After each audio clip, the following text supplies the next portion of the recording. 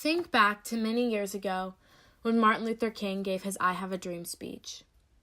The goal of King's speech was to convey the hope that one day all people of all races would be created equal.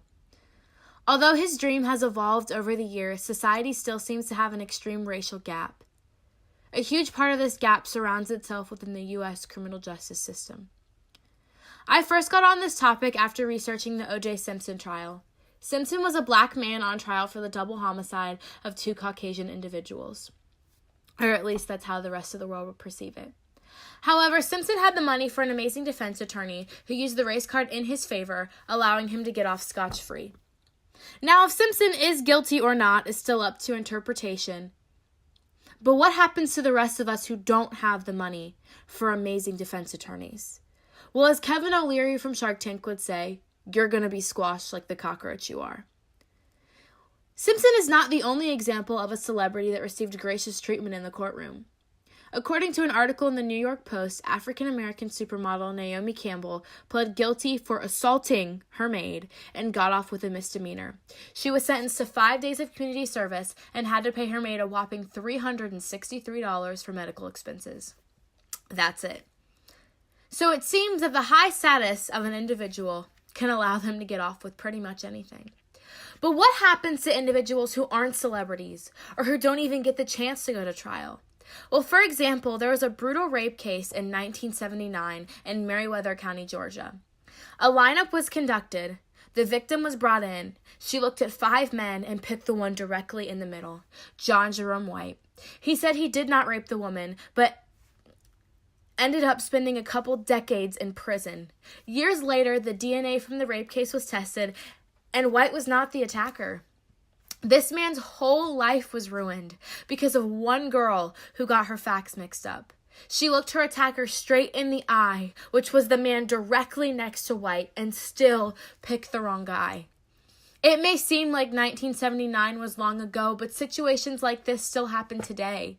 According to a Bureau of Justice Statistics analysis found on the Constitutional Rights Foundation website, if current incarceration rates remain unchanged, 32% of black males and 17% of male Latinos born in 2001 can expect to spend time in prison during their lifetime. This compares to only 6% of white males who will go to prison. And we're talking 2001. This is talking about kids who are a year younger than me, an 18-year-old college student. There are even personal situations in my life where race has played a part with government officials. For instance, my father was pulled over, not for speeding, not for expired tags, not for a broken headlight, but for the simple and utter fact that he was black.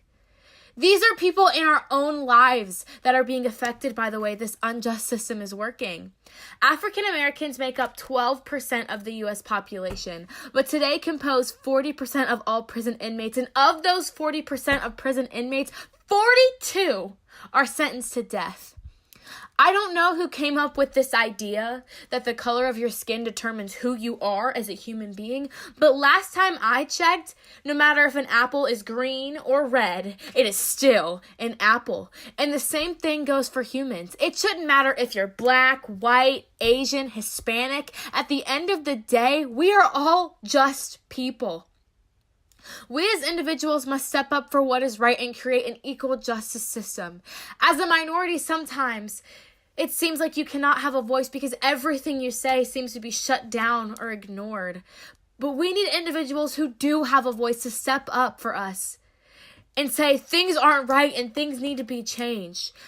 It was just recently that minorities have gotten substantial places in government office positions. I mean, think about it. It wasn't until 2008, 44 presidents later, that we got a person of color to become president. And this was not just a win for African Americans, but a win for all minorities to think that maybe, just maybe, things would finally be different.